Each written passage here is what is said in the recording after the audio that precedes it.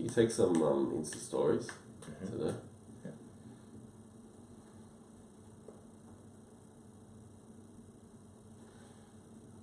I like that. Alright, we're live.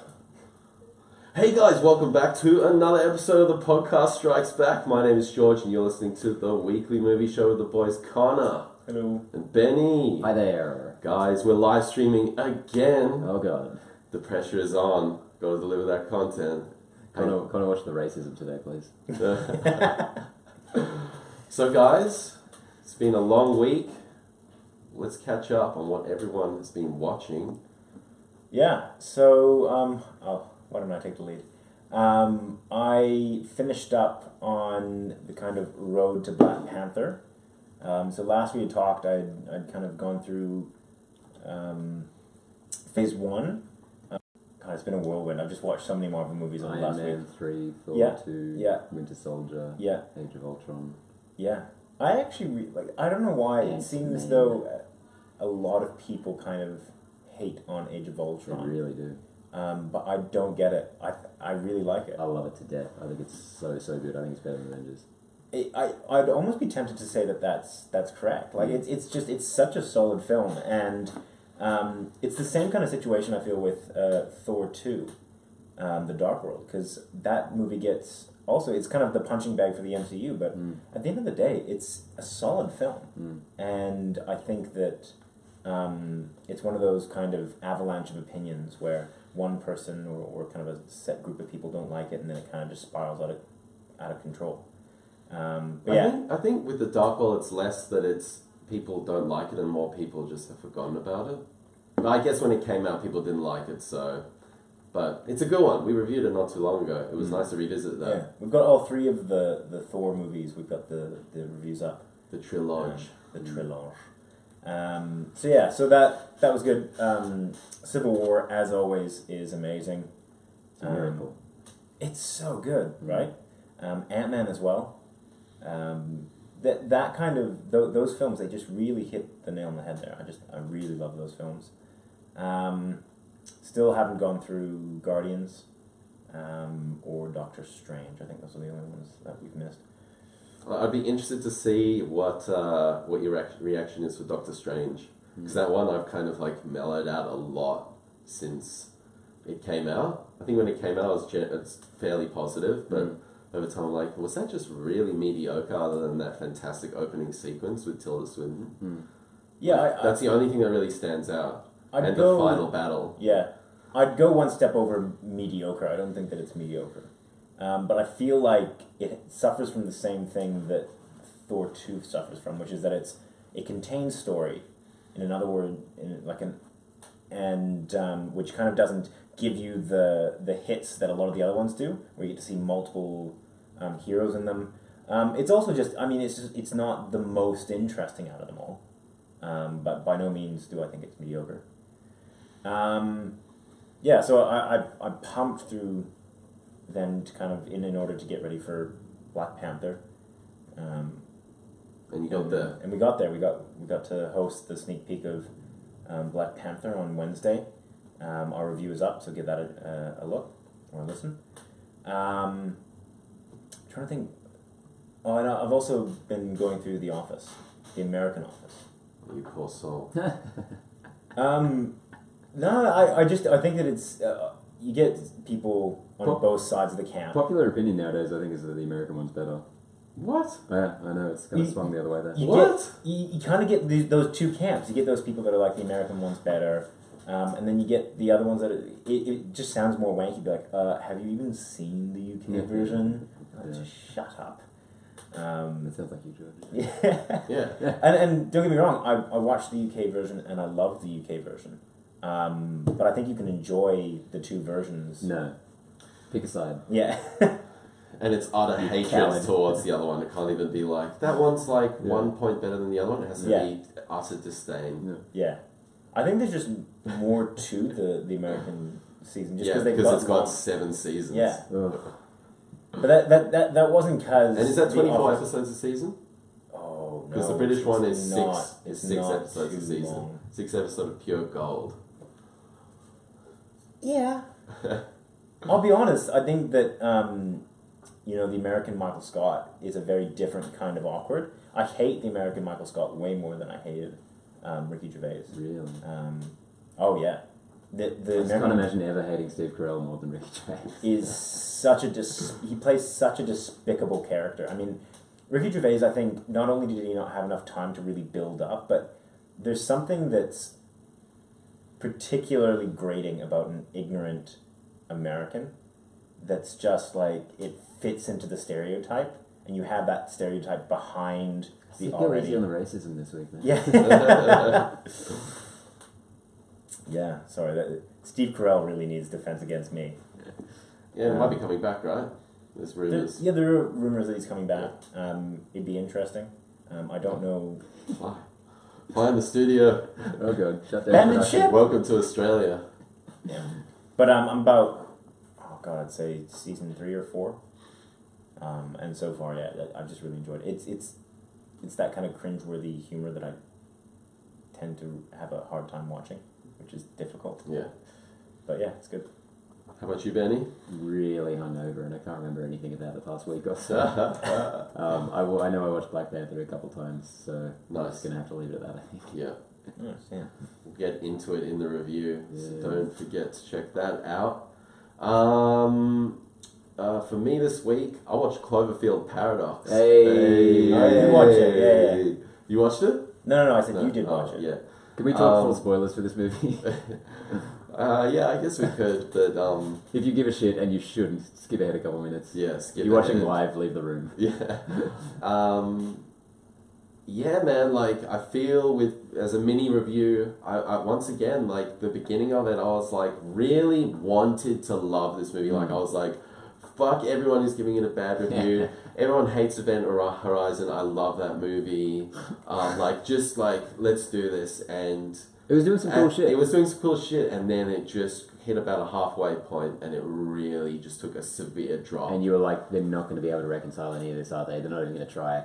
It wasn't even like they tried. It just felt like it just meandered and went along, and I just didn't give a fuck. I've never seen more random shit happen in a movie with less follow-up or reason given. It was just like ghost movies have more sense to them. Like, she was in the pipes, like, they hear screaming from inside the spaceship, and they pull off this panel, and there's the other crew member in there with pipes mangled in the wires and pipes and shit. That's awesome. That was cool, but it was like, where's some continuity here, like that, the arm in the wall, what's his name? Chris O'Dowd gets his arm just taken off by a wall. He's just fixing a wall, and then his arm gets sucked into the wall, and then he just comes off, and it's like he has a completely severed arm, and then they find his arm later crawling around, and then the arm they put it in a glass container to keep it contained, and it starts writing messages. So they give it a pen, and it just starts giving them important plot points. And it's you're trying why to does the arm know You're this trying shit? to go along with it, but then when it comes towards the end, you're just like, there's just no logic or intent or follow up or any semblance just of shit happening. Yeah. I'm always so interested by those kind of when something happens and they just decide to drop off from a particular plot, or diversion or something in a film where they just never address it again, or they don't do any follow up or something. What's the reasoning behind that? I mean, who was someone in the production just fuck it? I can't be bothered to. Because I think it's like a pitch for the pitch at the Cool. exec meeting is. Wouldn't It's it be like cool? Alien, but with a bit of gravity and some Interstellar, and it's going to be the top line pitch is great, but do the execs say, okay, what's the final resolution here? It's like the There's hook. a big fly, George. There's a hook. Yeah, I know. Holy fuck! It is a It's monster. like a rampage fly. It's taking that. Is that a horsefly? Yeah. Oh boy, bite Connor. Yeah, so that was close. But then the way they try and tie it into the rest of the series and retroactively ruin the other movies. The final monster. Yeah. Go online and type in on YouTube, Cloverfield Paradox final scene. Just watch the last scene. It's like a really bad version of the ending of Life. And then another cool thing, the only cool thing I did this week, it's a sad existence for me, just kidding, I went to see, with the Sydney Symphony Orchestra, Star Wars A New Hope live, with the orchestra playing. Live? So you got Mark Hamill up and... No. He was like... Oh, so it's not live. So the movie... Fake lightsaber making... All these stormtroopers making the pew-pew noises. Pew, pew, pew. So yeah, they had the movie playing without... so they had the dialogue and the sound effects, but then all the orchestration and music was done by the live orchestra. It was absolutely incredible. Seriously, like... John Williams, that first 7 minutes of that movie is so, like, insane what he's doing with the ebbs and flows and the way he's complementing what's going on screen. Like, he is an absolute genius, and it gave me a whole new appreciation of what he does, because you hear these different layers for different instruments, like doing all these different counter melodies and rhythmic things. And being able to see it happen would be amazing as well. That Amazing. can't be easy to get. Did you find yourself kind of distracted by the fact that you were No. looking at the orchestra? Or I was just like appreciating them both, you know. Like another interesting thing with the screening was they had subtitles, and I've never watched Star Wars with subtitles before. It's crazy how much you realize that you missed. Oh, holy crap! I must have seen A New Hope 50 plus times. Minimum. That's a very conservative estimate, and there was shit I've never picked up on before. So I want to go through and watch all of them with subtitles now, so I can find... Does it translate the Chewie dialogue? No. What does it say? Does it say anything? Yeah, it's like chewy noise or... It didn't say anything, I don't think. That's It was just the text for the dialogue, but I mean, just fantastic experience, and funnily enough, I was more excited for Han Solo after seeing this than really before.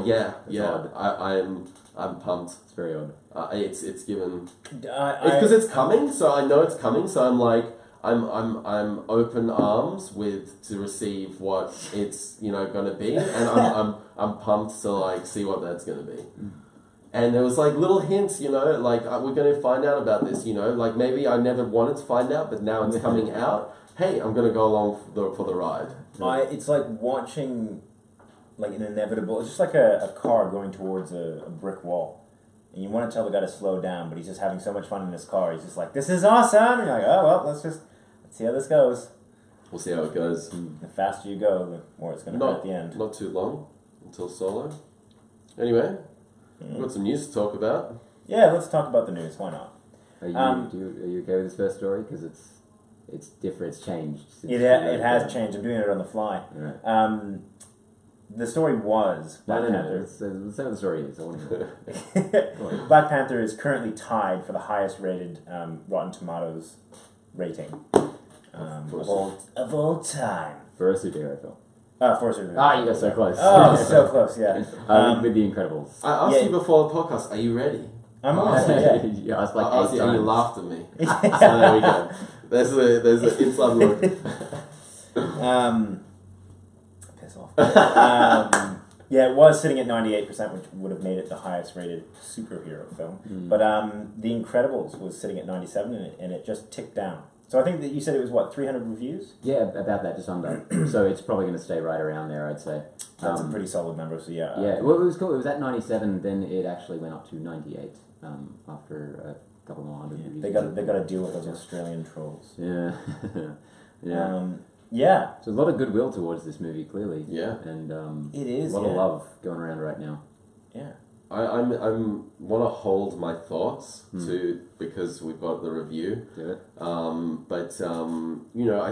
I think what this kind of reflects is, Rotten Tomatoes is an aggregator. It's a yes or a no.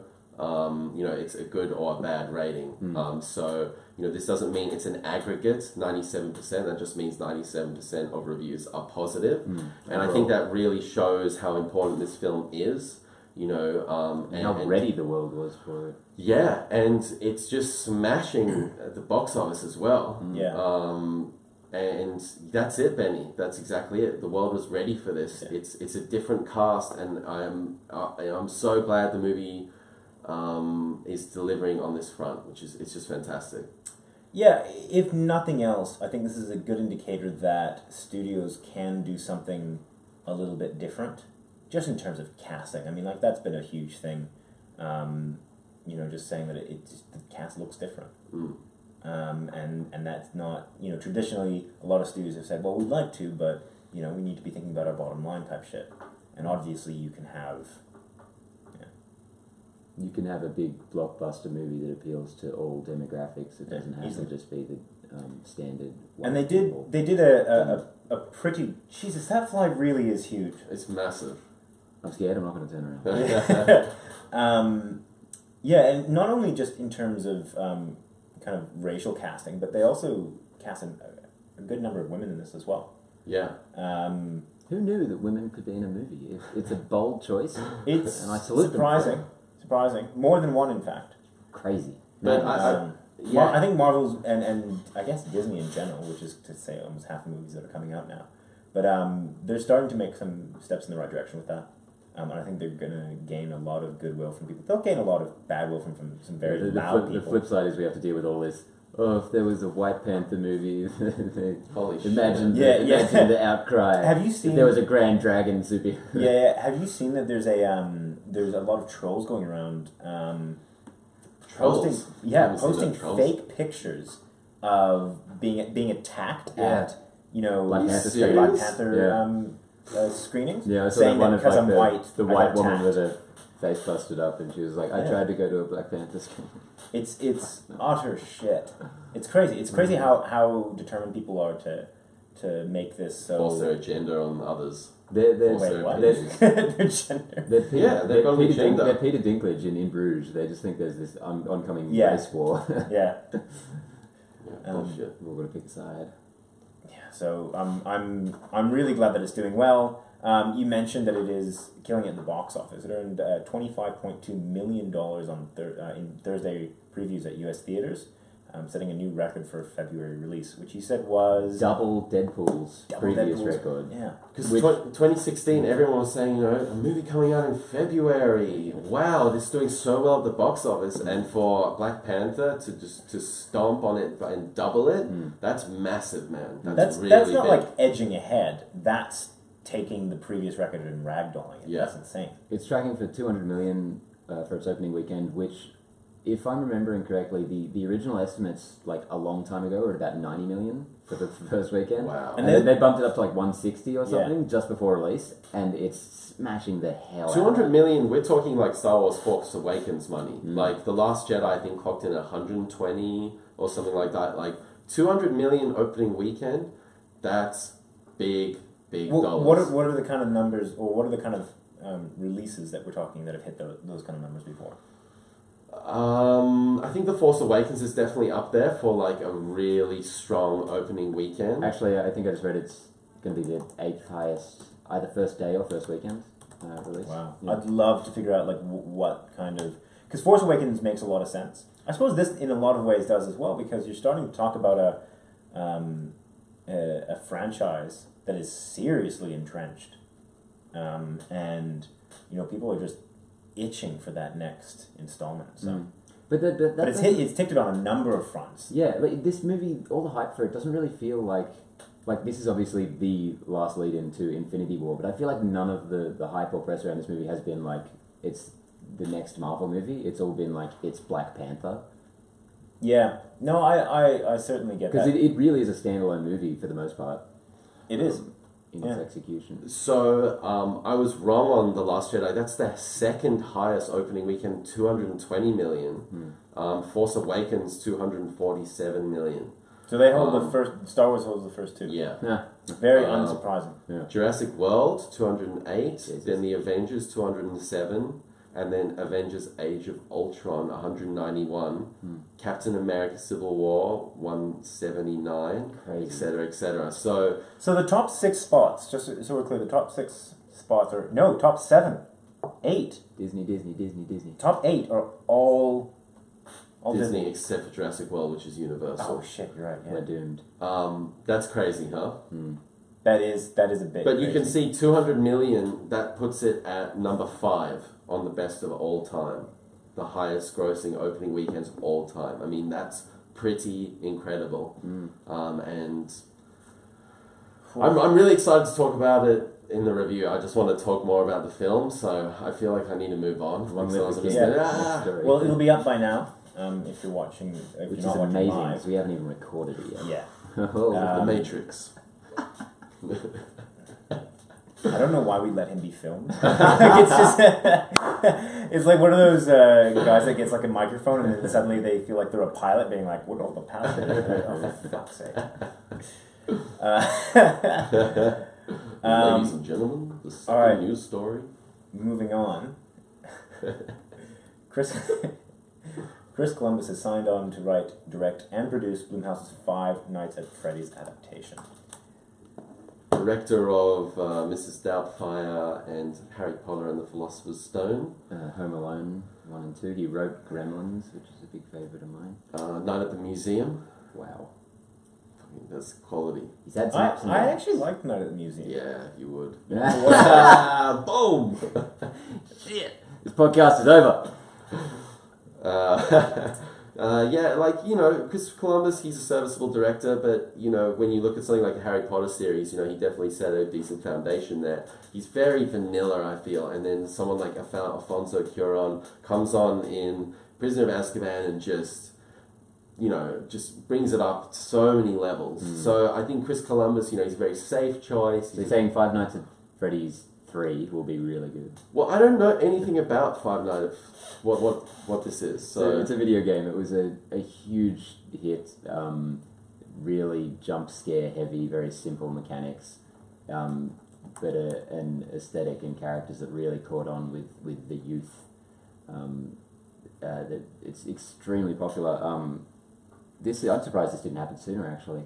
But it's cool that Blumhouse is doing it. That's what's got me interested here. It's such a simple premise. If you guys don't know, it's a guy gets a new job at a Chuck E. Cheese sort of restaurant place as the night security guy, and the animatronic characters all like kind of come to life and are trying to get him. And it's just basically you're watching. Not at the museum, man. You're watching surveillance cameras, and you're just looking for little changes. It's like Paranormal Activity, the game, and you're just trying to. You have little mechanisms you can do, turning lights on and stuff to just ward them off. So very simple, pretty addictive gameplay. Very cheap jump scares, but very effective. Really cool character designs. I dig it. I think it could make a really cool movie if they play it right. Cool. Did you guys ever get into? Sorry, it's a bit of a tangent, but Chicken Run. You know the Aardman movie. Yeah, hell of a tangent. The game for that. Yeah. That was like.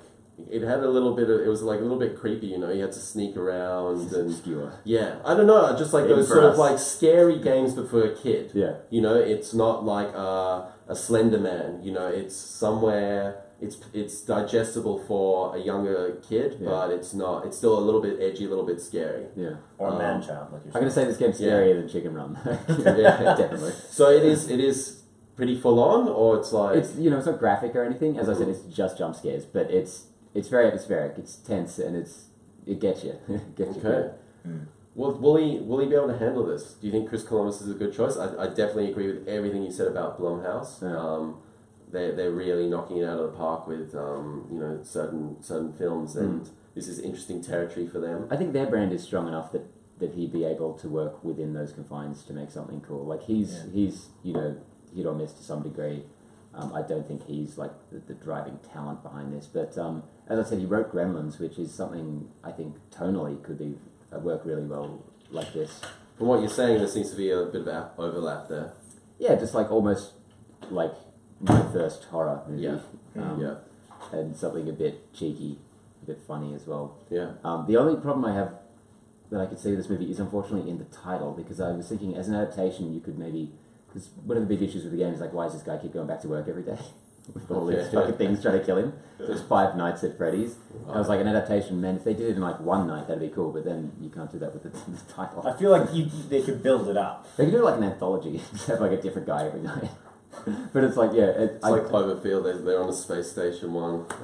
But I feel like if you try and dissect why anyone does anything in a horror film, you're going to be left with the same kind of conclusion. Like, oh, totally. none of this makes any sense. Totally, but I don't know. I feel like in Paranormal Activity, people are always like, why do they stay in the house? But I feel like it works well enough in that movie. But with this, it's like, seriously, after the first night of something trying to kill you at work, why would you go back? Yeah. Like in the movie, it's like, sorry, in the game, I think it's the guy just needs the money or something. There's some very small lip service paid to it. But, yeah. Hopefully they can make it work. He's desperate for cash, man. It's just like... I feel like they're know, more going for an atmospir and mechanics rather than actual story. Yeah, absolutely. But a movie is a very different beast. Yeah, And I hope they can make it work. It would have to be a pretty liberal adaptation, but I don't know. I think the core concept is really interesting, and I think they can make something fun with it. It would have to be a liberal adaptation, otherwise it's just a guy walking around I don't know. store. Well, hey, the Let's Plays for Five Nights at Freddy's are so insanely popular. You literally could just put that on the screen, I think, and people would go to see it. Yeah, 100%. Like, I've never actually played the game. Okay. In all honesty, I've just watched a lot of it. I'm curious. Is it like a game that you got to get off Steam? Yeah, I think it's on Steam. Okay, it's on Steam. Okay. Yeah, those indie games can be fun. Yeah. All right, moving on. Michael Fassbender is to star in Kung Fury. Damn it. God damn it. Kung Fury. Well, I did a double take as well. Shit. Michael Fassbender to star in Kung Fury, feature-length film. Yeah, the furries. Have either of you two seen Kung Fury? Yeah. Several times. Love it. Yeah. This is one that I unfortunately gave a miss to. I watched a similar style one. It was a series, something about Force 5. God, what was it called? Family Force 5? Danger Force 5, or something like that. Yeah, very similar aesthetic and 80s throwback, yeah. VHS trash film parody. Mm-hmm. Yeah, Kung Fury, so it's like a half-hour thing. It's on Netflix now, which is cool. It was kickstarted. Yeah. And the guy got like a shit ton of money. That's how I first heard about it. Yeah, I remember seeing the Kickstarter video for it. So David Sandberg is the creator, different to David F. Sandberg, the director who we talk about a fair bit. Swedish guy or Scandinavian, I believe. Yeah. So he stars as the title character, Kung Fury, and apparently will do so in the film as well. So unclear what Fassbender's going to be doing in it. Great aesthetic. Yeah, really cool, really well put together. Only around half an hour, 45 minutes. Like it's almost like a proof of concept, you know, for exactly what's about to happen. Has David Hasselhoff in it? Yeah, I'm so interested that Fassbender has signed on to this because I was kind of tracking Fassbender when I heard this news. I was like, what's Fassbender got on his CV for the past couple of years? It's like Alien Covenant. Like what else has he done that's been massive? X-Men, yes, that wasn't great. Assassin's Creed, that wasn't great. Because he's like such like an art house guy. He's so well respected. Well, he'll do something like Macbeth, he does weird stuff, which he was amazing in. I really loved Macbeth, and then he goes and he does like these little franchise films. But no, I don't feel like any of those have really worked out. And he hasn't. X-Men. Yes, yeah, but like I don't think. First Class and Days of Future Past certainly. Everyone It's true. But I meant more. When I say that, I mean more recently. More recently, like he hasn't had that hit. You know, Covenant did decent at the box office, and everyone loves him in it. So. Yeah, everyone loves him in it. But I wonder if this is kind of like where this is going to fit on the spectrum. Is this going to be more of an indie kind of vibe, or are they going to throw a lot of dollars at this and it's going to have that more? I think by necessity it's going to feel more indie, just because it is. It's got that's 80s, the vibe that retro. I don't think you're ever going to be able to mass market that. I don't know. People are pretty into it these days. He's definitely sold it on the 80s nostalgia boom we're going through. I feel like it's a bad idea, and it worked so well as a half-hour thing that I literally every time I watched it, I mean, like, I'm glad this isn't longer than half an hour because it's such a cool little. But I can say, exactly watching Danger Force 5, So just again, you haven't seen Kung Fury? I haven't seen Kung Fury, but I've seen it's the same kind of aesthetic, it's the same kind of humor. But you haven't seen Kung Fury. Isn't Danger Force 5 more like Thunderbirds? Man. Come on. Sorry? Isn't it more like Thunderbirds? It kind of is, yeah. But as I said, same aesthetic, same humor, and I would have easily watched another 2 seasons of it. Easily. Yeah, I've never jumped onto that show. It looks fun. But you haven't actually watched it? Yeah. Okay. But it looks fun. But I've seen something that has the same humor, the same vibe. Well, and what's that? Kung Fury just throws everything at the wall though, and I think that's one of the strengths. Is it's just like 30 minutes of crazy shit after crazy shit. You get that giant Thor guy, and then there's a Triceratops cop, and it's like a cartoon come to life. But this is why I don't think that it will translate well to mass audience, because it's a very specific kind of humor where you just throw some really weird shit in there, and it will appeal to a lot of people. But if you're talking about particularly the American market, where their idea of a funny show is like The Office. No, not even The Office. I was going to say like Adam... The Big Bang Theory. Or Big Bang Theory, or any of Adam Sandler's films. Like, they love that kind of humor. The kind of crass style of humor that... You're laying onto the Americans today. I know, it's lumping them all into... They're just a bunch of idiots. Adam Sandler. I mean, they only make all of the shit we love. Yeah. Literally all of it. I've just said... No, one I was talking about the tropes or the stereotypes that they get into. I think we're the only podcast that audits ourselves and we call each other out on every minute there's no other detail. podcast that does that. Nothing is slipping through the cracks. We hate each other so much. Yeah, but I know exactly what you mean. By the time that half an hour is done with Kung Fury, you're like, whew, I'm pretty like, almost like a little bit gassed out. There's so much going on. I'll tell you what this is. This is when, what was it, 2004 or something, the world got so pumped about the idea of a Snakes on a Plane movie. How funny is this? Let's actually do it. They're actually doing it. And they did it, and everyone was like, oh, they actually did it. That's terrible. Shit, what the fuck? No, we were kidding. And we've seen short movies, come into full feature-length films. Never. All the time. And there's so often that they just kind of, they take what's a cool, compact concept and just like spread it out. Extrapolate it. And just make it super thin. That happened with Mama? That was what I was thinking about. And the Babadook and Lights Out, which were both, all three really good. Yeah, so really very common. We're bad examples for our arguments. But those are all horror. Yeah. This is like very niche 80s retro fun, goofy. This song, the David Hasselhoff song, is so good. I haven't heard that. Is that in the movie? It's in it, yeah. Oh. Yeah, it's from like the first action scene. I haven't seen it in a long time. Schwarzenegger is going to come in and play the president. So, Fantastic. Full steam ahead for this thing, I guess. I feel like Schwarzenegger is just taking any job that anyone throws at him. He's like, fuck it, I don't care anymore. The president. Yeah. Governor of California. Yeah. Yeah. Alright, this next story is actually kind of funny. It has to do with Marvel being offered to sell, Marvel offering to sell Sony Pictures all the movie rights to all their characters in 1998 for $25 million. And the brilliant part about this is that Sony was like, nah, we just want Spider-Man. We'll just take Spider-Man off your hand for $10 million. $10 million just for Spider-Man. Yeah. And yeah, this is like just a little tidbit of history that just kind of came out this week, but just so funny given the world we live in at the moment that is ruled by, obviously Star Wars and Marvel. Do you reckon that CEO of Sony at the time just wakes up in cold sweats every night, just being like, fuck! Fuck! I think he's fine with it, because he was actually the one who revealed this. He said in the interview that he remembers saying, nobody gives a shit about any of the other Marvel characters. Go back and do a deal for only Spider-Man. Yair Landau is his name. He was the head of Sony Pictures at the time. You would have to have a good sense of humor about it. Yeah. Well, he's not in the role anymore, so he probably doesn't give a shit. Yeah. He's probably doing something amazing, something else. And he was right. He wasn't wrong. Like, what they it's taken a long time to get where we are now. And no one could have predicted that the banners for Marvel would have been like Thor and Iron Man. So this is 1998. This is before even Blade. So Marvel was not on the map at all. Like at this point, there was that Captain America terrible thing. I think maybe the Altman Fantastic Four existed at this point too. So just like garbage, like the worst garbage imaginable. Yeah.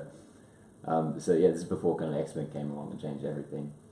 Yeah, that was the game changer. Yeah, and then Sony themselves paved the way, obviously, with the Spider-Man movies. Yeah. Yeah, very much. So yeah, just a fun little alternate history that could have been the Sony Marvel universe. Yikes. Yeah, it's amazing how undervalued everything was.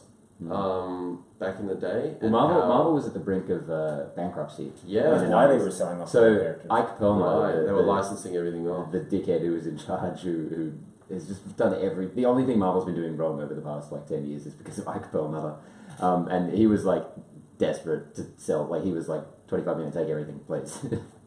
And just lucky it didn't happen. Yeah, incredibly lucky. Yeah. All right, moving on, we've got Shane Black's The Predator moves from August 3rd to September 18th. Pushed back just a little bit. Just a little wee bit. 6 weeks. Yeah, which in this case I think is fine. Shane Black can have all the time he wants.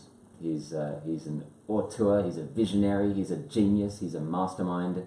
Let's calm down just a little bit. Yeah, totally. He's the best. So I cool. Whatever he needs to do. Bring it. No word That's on what why I this say. is. On the flip side, though, Robert Rodriguez's Alita Battle Angel has been pushed back from July 20th to December 21st. This is the one with the weird eyes, right? Yeah, the Weird Eye anime manga adaptation. That is a huge delay. That's reshoots. Remake. There is Try a again. certain amount of irony in that I don't think a studio can do right in these kind of situations. Either you take the time to make the film that the fans deserve, or you don't. If you do, people shit on you because they're like, oh, it must be terrible because they moved it back. Or you just try and stick with the date and maybe put out something that's subpar. And then the fans shit on you afterwards. The sad fact is that these big delays and reshoots and stuff rarely work out. Like, you rarely get like a significantly better product. If something's a mess and they move it back distinctly, there's a few little exceptions out there, but often you still just get something that's a big mess. It's like Often these issues happen very early on in production, and if you don't fix them at the time, you're kind of screwed. And we've got a full trailer for this movie already. Like it looked done. even from my own experience, like doing, I've done a couple short films and some music production, and they're terrible. Like, I know. It doesn't matter how long you It's push it just back. like, what the fuck? I just suck. No, but you can think that tweaking and holding on to it and we'll just do this, we'll just do that, and it actually doesn't improve anything. And sometimes you second guess yourself. Oh, everything's down. Who's going to cancel the apocalypse? You second guess yourself, and you don't go with that original thought and that original notion that was the. I got you, boy. But I think playing you're with talking the about two different toys. things. Because one, you're talking about being a bit too much of a perfectionist, and I don't think that's what's happening when you're talking about Robert 6 Rodriguez months. is not a perfectionist. Yeah, Certainly. and certainly not How's talking it about not? like It's 6 months. they're saying that this isn't up to the level of standard that we want it to But be, there's a so we're going difference. to delay. Yeah, but there's a difference between saying this is a pile of shit, we need to fix this, and saying it's not as perfect as I want. But how can Yeah, you they haven't said say anything about it. how Because can you you know say it. how Because I have you can made almost- that inference though to say that this is a pile of shit? Because I can almost guarantee you that there's no way that the studio would allow a production company to, or anyone, a director, anyone, delay something 6 months to just tweak a little bit. There's Look, name me it's- one The director that Force has that Awakens kind did. of. The Force Awakens delayed by 6 months. Yeah, it's probable that there's production stuff that's bad, but it could just be a change of the date because they don't want to be in that really oversaturated period right now because it's a huge summer coming up. And Star Wars has vacated December in 2018. So But that's not. They haven't pushed that back. but for the past 3 Decembers, Star Wars has had a film out. Yeah, so there's a vacuum there. So there's a vacuum there. You think that this Quite movie's possibly. going to try? I think they've probably come to their Quite senses and possibly. realised that an Alita Battle Angel movie is not going to make any money anyway. They Might as well go saw for what happened broke. with Ghost in the Shell, so they're just like, fuck, let's just get whatever we can out of this. And Ghost in the Shell was around a mid-year release, wasn't it? It was around a May Something or like that. June release. I thought it was 2017. earlier than that. I thought it was like April. Yeah, you might be right. Actually, it might so, be yeah. in March April. or April. So maybe they're like, let's just. 'Cause that was push one it of the back a little first bit. movies that we reviewed. Yeah, Yeah, so it'd probably even be March. yeah. Yeah, it seems odd for Rodriguez because he's like notoriously fast at working. Like he shoots a movie, cuts it himself like that, and just. I don't know. Like it's so surprising that you'd say that. His works always look so polished. Yeah. I love the entrepreneurism of Robert Rodriguez. Yeah, I I read love his his work book. I ethic can't remember a the lot more than his films. one man film crew or something. Like just fantastic book, and watching some of the behind the scenes stuff that he's done. He owns every aspect of the filmmaking process. He's got a small little warehouse for green screen. Like, it's just very cool that he controls all those components. Obviously, this one's a bigger production, so I'm sure he's going to expand a bit. Pinewood or something. Where the big cameras are. Right. Well, what's that time, George? It's trailer time, bitches. Whoa, wow. You know, tell me I'm just gonna leave. Alright, first one, we have a trailer for Incredibles 2. The long-awaited 15-year sequel. I'm not sure about this. I'm not sure. One thing I will say though, this art style and the character design is beautiful. Gorgeous, yeah. Beautiful. And it's got a very caricature-y kind of style. It looks almost more stylized than the original. I think so. I think so. Really chiseled character. Yeah, very chiseled, that's it. So I think we can all agree that the look of it is on par, if not better than the original Incredibles. One of the things that I immediately noticed is that the voices, and this is something that we talked about, ages ago, which was that this is going to take place immediately after the events of the first film. But obviously the voice actors are going to have aged 15 years. So the first thing that I noticed, and maybe it was because I was looking for it, but the voices, which are so distinctive in the first one, are obviously very different in this one. I thought, what's his name is Bob Parr sounded exactly the same, but Dash obviously was a kid, a child actor. So they didn't get the same guy? It's bullshit! Yeah. I'm boycotting this. They've done what they did with Nemo, which really, I thought was really noticeable in Finding Dory, and had to recast, but everyone else is the same actor, I believe, at least. Yeah, that's definitely one problem. I mean, how many sequels? How many sequels? I know what you're going to say. It's because the main hero is a woman in this one, and you just don't like it. Like, we already got Wonder Woman. How many more of these do we need? I get you, man.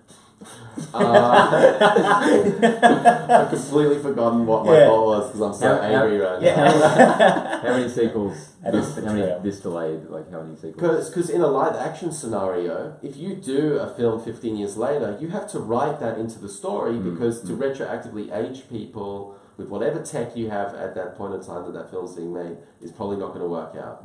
So, you know, how many films have done this before? Other than, you know, the never-ending Lion King sequels or those kind of things. But those are kind of, the sequels for Lion King are low stakes. Yeah. Like, no one gives a shit about that. And they're always direct-to-DVD kind of. Yeah, which is, you know, it's fine. You can change the voice as much as you want. If you're talking about something like The Incredibles, which, as we mentioned early on in this podcast, is the now tied highest-rated superhero film of all time on Rotten Tomatoes. Pretty deservedly so. Yeah, then you're talking about something that needs to be, I think, dealt with a little bit more finesse and care. I say that with the full knowledge that I haven't actually seen the film, or that it might turn out, or maybe I'm just imagining the voices. Well, the whole reason for the delay supposedly was that what's his name, Brad Bird, wanted to wait for the perfect follow-up, like the perfect story. So, I certainly have reason to doubt his judgment now after Tomorrowland, but at least that shows that he cares enough. This wasn't like a quickly pumped out sequel or anything. But why? I can fly this entire episode. But why do you think they made that decision? Do you guys not think it would have been more fun to see the family 15 years later? Oh, because I certainly do. Yeah, absolutely. I think I would love to have seen them, like, maybe they were washed up superheroes or something, and they had the Dark Knight Returns of Incredibles. Yeah, exactly. Like, no, not exactly. like, phone them up right now. Dark Knight Incredibles sandwich. Look, I understand why they wanted to go with a story that happened directly afterwards. So far, from what we can tell from the trailer, I'm digging the general vibe of this trailer and the story so far. I've waited 15 years to see what the Undermine is all about, man. I really want to know. Yeah, he looks great. But he looks like something out of Banjo-Kazooie. He is below us, but nothing is beneath him. Yeah, look, I'm hesitant. I, for the most part, don't really like Pixar follow-ups. Yeah. Finding Dory was fine. No. And obviously the... It was fine. No. Yes, it was. Stop it. Monsters University was fine. It was a little less than fine. I remember it more fondly the more average Pixar movies come out. Yeah. Like, you know, A Bug's Life is now a masterpiece. Also, just never watch it again. It's a masterpiece, trust me. I mean, and this is just obviously taking aside Toy Story, which has the best sequels, I think, of almost any trilogy out there. 100%. Yeah. Best trilogy of all time. Until Toy Story 4 comes out, obviously. Yeah. Well, exactly, and this is, I remember, and it's a very common thing to talk about, which is that, I remember when they said that they're doing a third one, and everyone just kind of collectively held their breath, because they're like, oh, come on, like, they already did a sequel that was good. You stuck the landing. Yeah, why take off in this, like, rickety plane again? Like, what are you doing? What are you trying to prove here? And they stuck they did the landing on 3 as well, and you're like, whew, bet they don't hope they don't announce it. Oh, yeah, they announced the 4th one. Imagine if they nail 4. Imagine if 4 is the best one. I cannot imagine. That'd be There's insane. no- I mean, I couldn't think that with 3, and 3 was amazing. But after the ending of 3, I mean, 2 is good, but it didn't have that kind of, just that nice ending, and just like it was like a capstone. And Yeah. 4 was like even more emotional. Like Yeah. they do like the dumpster thing again, but they actually kill them all. Yeah. Don't think I can get more emotional than that bloody Toy Story 3. Did you? This is a little offshoot, but did you guys think there was any chance they were going to kill the toys in Toy Story 3? I mean, there was Fuck a yeah. point where I was just like, I was like- oh my god. I was like, this is fine. Are they actually capping this Yeah. off? Like this? It was a bit intense. Like, Yeah. I mean, obviously when you think Well, about the it, bit where they all just accept that they're going to die Yeah. very visibly, and they just like take each other's hands. It's like, holy Yeah. fuck. in that moment, it like you're not thinking rationally. Like if you think about it kind of retrospectively, or even if someone told you that beforehand, you'd be like, no, as if. Like there's just no way that they would do that. But when you're watching, you're like, shit, this is happening. That movie kept delivering on the impossible, Mm. and it was like, this could do anything. Yeah. So look, So basically, Incredibles 2, what we're saying is when they blow up the plane this time, they're actually going to die. yeah. But Yeah, I think for me, I'm disappointed in the overall direction, and I agree. All the Disney follow-ups, bar Toy Story, I have never do you say delivered. Disney? Pixar. Pixar. Yeah, look, I think Pixar should focus on doing original stories. It's what made their those run of films so spectacular was the originality of them. I mean, just the thought of Up, Up to. yeah, or like Wall-E or anything like that. Like there's such cool ideas and cool characters, and I think there's a not even a writing course that the people from Pixar did, but they were talking about how they get these ideas, and they start with original, cool, quirky characters, and they go from there. Even they're less well known. I think, what is it, The Good Dinosaur, which didn't really make waves at all. I still found really spectacular. I haven't watched that. I really loved it. Yeah. The Pixar formula though is very very well trodden at this point. There's a secret world you don't know about. Like there's more going on here. They lift the veil. Toys are alive. Bugs have personalities. The little people inside your head are alive. It's always cars are alive. It's the same thing. It's something is alive. Yeah. Cars. Don't remind me of Cars. I think Cars is a good first one. All right, so the next trailer was Ready Player One. This is Spielberg's... World of pure imagination, Yeah. or pure lack of imagination.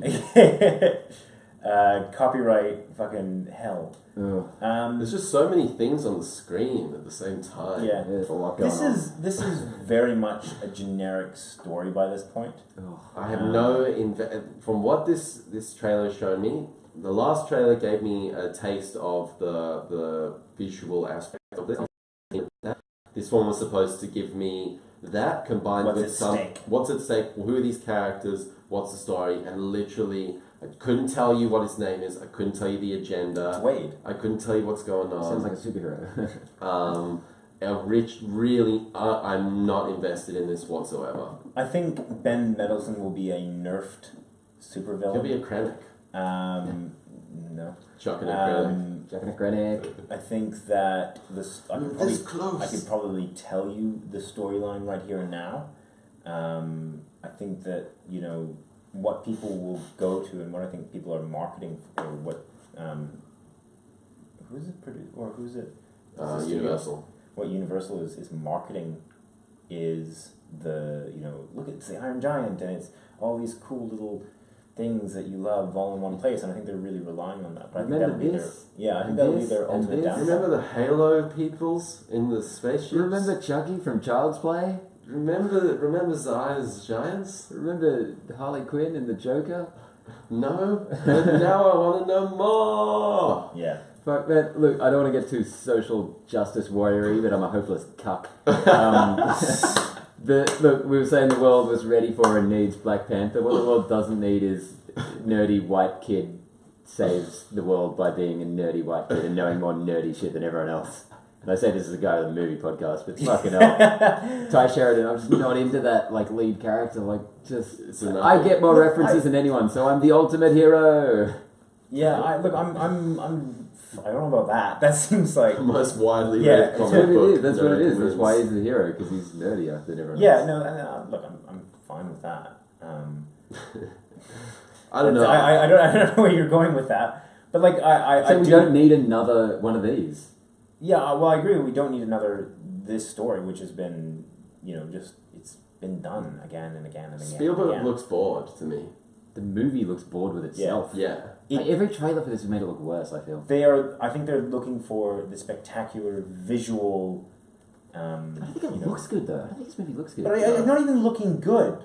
It's more about just sensory It's just overload. the amount Like, it's of just, shit. Yeah, that's what I'm talking about. Like it's big fireworks and Iron Giant and Halo guys and things running around and I think what a lot of these directors and writers and whoever makes the decisions for these kind of films their mistake is that they think we need bigger, better, faster, stronger now. Like that's the name of the game. And if we get that, then people will be happy. And we're like, well, it's not always that we want more. I think that's why we have indie games now that are doing so well. Because they go back to really simple mechanics that people enjoyed in the early 90s, 80s and all that. And people are like, oh shit, this is awesome. I don't need this incredible sensory overload, which can work. I mean, and it has its place, but I hope this movie's amazing, but everything I've heard about the book and everything I've seen from the trailers is just not encouraging at all. I just can't see this excelling at the box office. I'm just not seeing it. I can see it doing pretty well. I can't see it doing incredibly well, though. Yeah, it's Spielberg, it's lots of nostalgia, it's big, and it's that, yeah, I can get that. It'll maybe be a $400 million movie. It's not going to be breaking any records. No. Flash forward a few months, it's the highest grossing Yeah. film of all time. Well, I said that there about we Jumanji go. as well, and Last Jumanji's episode. done like just spectacularly well. So Yeah. shows you what we know. Speaking of The Rock's next film, Rampage, we got a big trailer out. This I'm pumped is for this. another. I like the setup. To be honest, I like how the story that they put behind it. The gorilla looks great. The George the White Oh, gorilla. yeah. Incredible. Albino gorilla. And I genuinely, Insane. for a moment there, I was like, The Rock really feels natural. Like, for a second there, I wasn't watching The Rock. Just for a split second. And the rest of the trailer was like, okay, this is... You do kind of buy that, like, The Rock would need just a giant gorilla as a friend. Yeah. Who else can keep up with that? Yeah. But yeah, so as much as I like the setup, watching that big Destructo scene at the end was it's kind of, I don't even know how to describe it. It's like glaze over or something. Yeah, Transformers-y. or Man of Steel-y. San Andreas.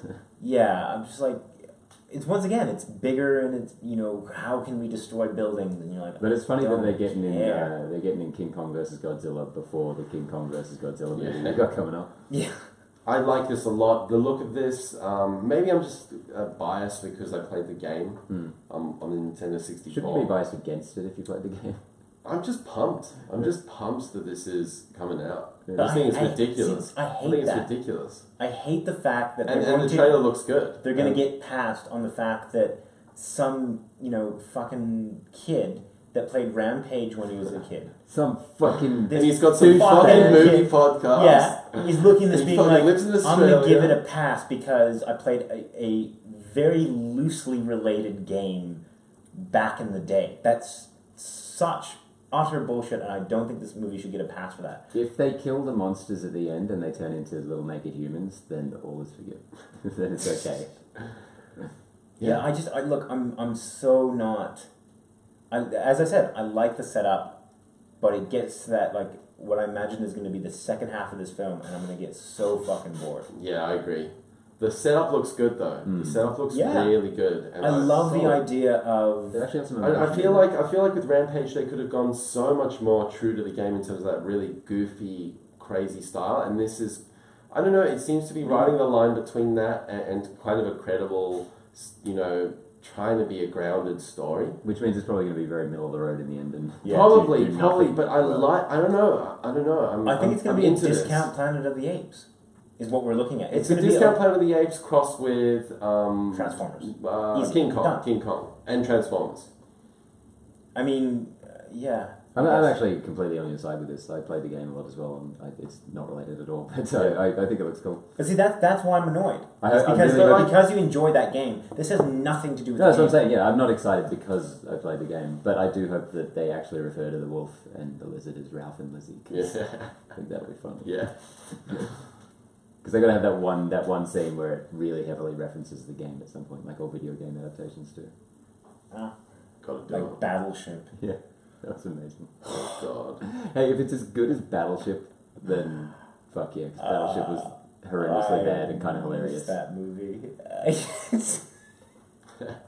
That was one of the worst. Yeah. Oh, it was so bad it was good.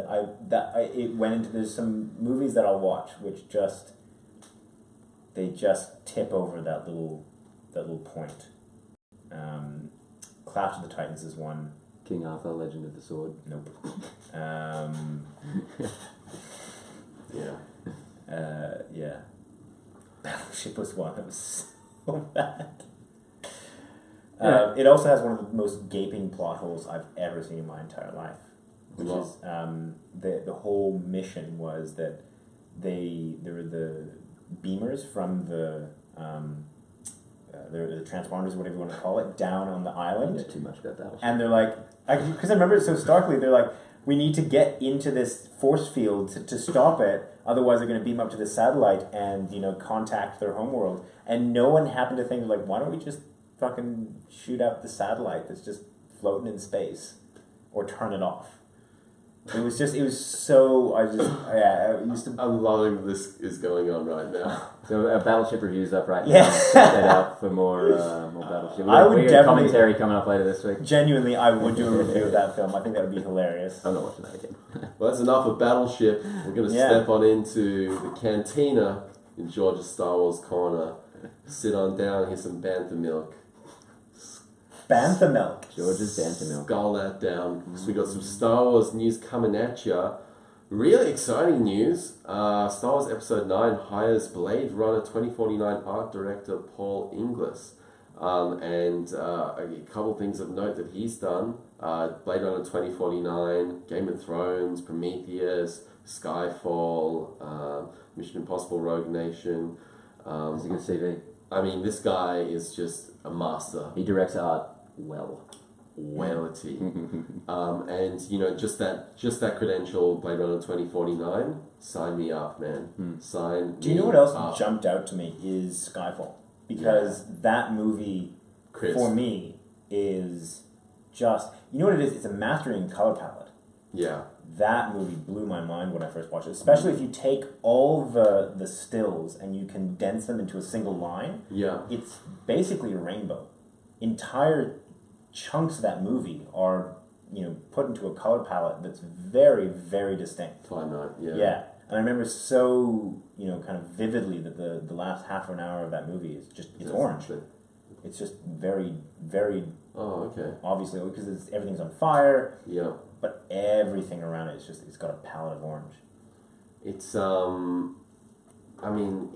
he's just, I think, did Roger Deakins do Skyfall? No. Yeah, him and Roger Deakins, that's the pairing on Blade Runner 2049 as well.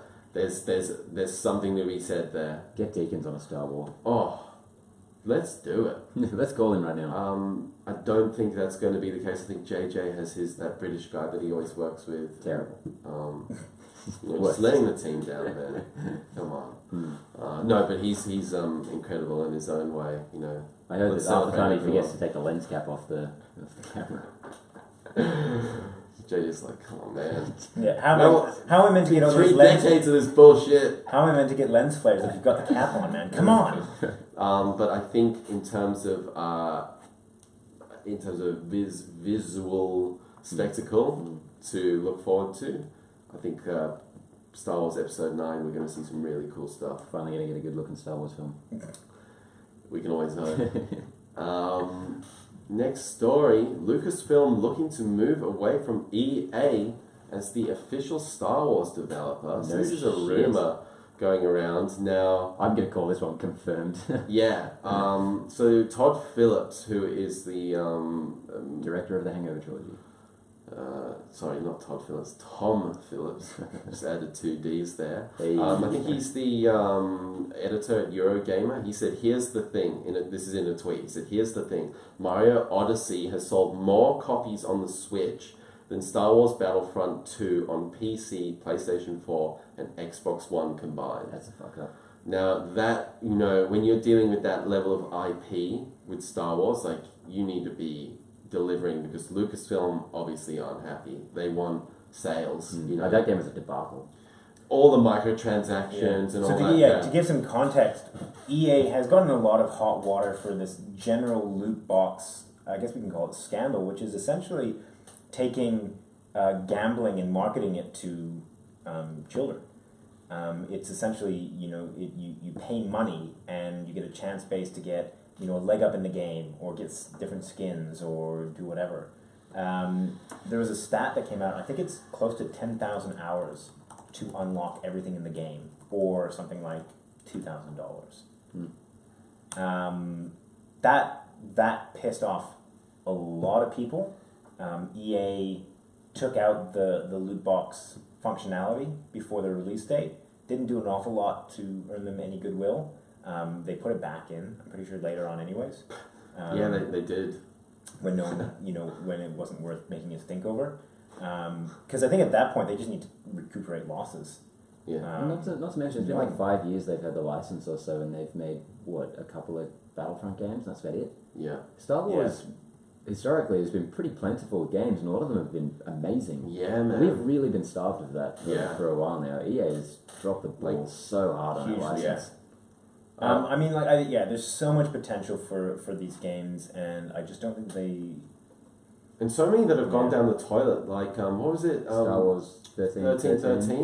I mean, that sounded amazing. Yeah. That other one, Visceral Games, I believe, was developing something. I think that's right, but it was like, there was a Tatooine demo, third person. Holy shit, the rendering... The design looked incredible. There's a Darth Maul one that was in development, I think. As well. Oh, really? Cool, yeah. But yeah, so I think the opportunity is pretty much endless with this, and the idea that EA went that route for it, I think is just, it's not surprising that Lucasfilm has decided to pull the plug with EA. Not only from a profit standpoint, but just, if nothing else, but a PR standpoint, because the EA brand has always been, but is particularly now quite toxic. How do we get 6 Assassin's Creed games a year and like barely any Star Wars ones? Although Ubisoft is just a machine when it comes to that kind of thing. Yeah, right. Hell, give it to Ubisoft. Don't do that. I heard Activision's better than EA, but don't do that. Activision's in the running as well. See, I'd be more concerned about Activision taking on that property than I would Ubisoft. At least they'll be able to pump out games, Rocksteady, baby. Rockstar. Everything Rocksteady. Rocksteady do all games, please. What have they done? They do the Arkham series. They are the kings, man. The kings. The kings. Even Rockstar, maybe. Depending on what you want to do with it. Kind of like a GTA style Star Wars film. Like Knights of the Old Republic. Yeah. Let's do that again. Shadows of the Empire. Shout out to Shadows of the Empire from the Nintendo 64. That is a dope game. Rogue Squadron, man. Rebel Strike. GameCube one. Yeah. Beautiful. A trench run. That took me like Jedi Knight. Jedi Knight, they were heaps fun. The multiplayer on Jedi Knight 2 was insane. So I think, there's obviously more than enough property out there and opportunity. EA really didn't capitalize on that. They're a fucking toxic shithole. Let's move on. Final story from George's Star Wars Corner. Jon Favreau is voicing a CG character confirmed to be the little monkey alien dude in the trailer for Solo: A Star Wars Story. He was rumored to be maybe directing something, wasn't he? I believe, I think directing a film, he's been in the mix, but I think he was rumored, a lot of people said he was going to be playing Jabba. Oh, really? Which would have been funny as... Brutal. That's it. He's like, no, I'm actually the smallest, skinniest character, guys. Do you see him in the Avengers, or not even the Avengers, the Marvel 80 people photo shoot? Yeah, we talked about it last week. Big boy now. I mean, like, I rewatched Iron Man 1. He's actually quite fit now. He's pretty skinny. Yeah, you go back and watch Swingers. Oh, yeah. I mean, him and Vince Vaughn are both like skinny motherfuckers. So skinny. And now he's huge. He's bigger than he was in Chef. He put a lot of work into Chef, yeah. He really went method on that one. Yeah, has anyone told him that the filming's over? Like, he doesn't have to. He's working on the sequel. Yeah. But yeah, that was, you know, I'm excited for that. I like Jon Favreau. I generally like what he does. I think he's a cool dude. Bring it on. Monkey I was like, you're not allowed to say people are cool. I'm going to laugh at you now. It's just like a weird thing. Like, you mates with Jon Favreau now, right? Well, I just like that he's an actor and he's become, he's become like an A-list. I like that he's back in the Disney fold. I like that they're all on good terms again. Yeah. Like, that's cool. You know, he set the precedent with Iron Man for this whole Marvel thing. I think, to be honest, I think the MCU owes him quite a bit. Yeah. Disney in general. But he's not a cool guy. He's not a cool guy. It's terrible. No, it's just you're talking like you know the guy. Like you like hanging out with him on Saturdays or some shit like that. The Blokey's podcast. The Blokey's podcast. You're making so many bold claims today, but like we're the only podcast that self-checks. We've got to like remind people, you know. We've got to remind them. Ben's the nerdiest man on earth. Yeah. Aww. So yeah, that's it. Get out of the canteen. I've had enough of you guys here. Yeah. Get out of my corner. Oh my god. I think that's just about it. Go check out our Black Panther review. Yeah. Ben will go full, social justice warrior for you. You better believe it. I'm going to go on a 2-hour rant and these guys are just going to sit there crying. Let's do it. Well, we'll be back next week. Another episode. The weekly show. I think one of our good friends might be joining us next week. Oh shit, this is Stay tuned. You can't be like dropping this in the middle of the podcast. Just over there in the corner. Oh shit. I've talked to you about this on Facebook chat. You guys, yes, once we finish this... Do you know what the great thing about Facebook chat is? We can check it. It's right there. Yeah. And I will give you the date, and you'll go, "Oh yeah." So so we can clarify. If you're about if you're about to show us something from like 3 months ago, then that does not count. A week ago or 2 weeks ago. I'm on your side, George. You Or 3. Yeah. Or fucking exactly. or 10. Yeah. And This live stream is done. This is over. All right. Bye. See you, fellas.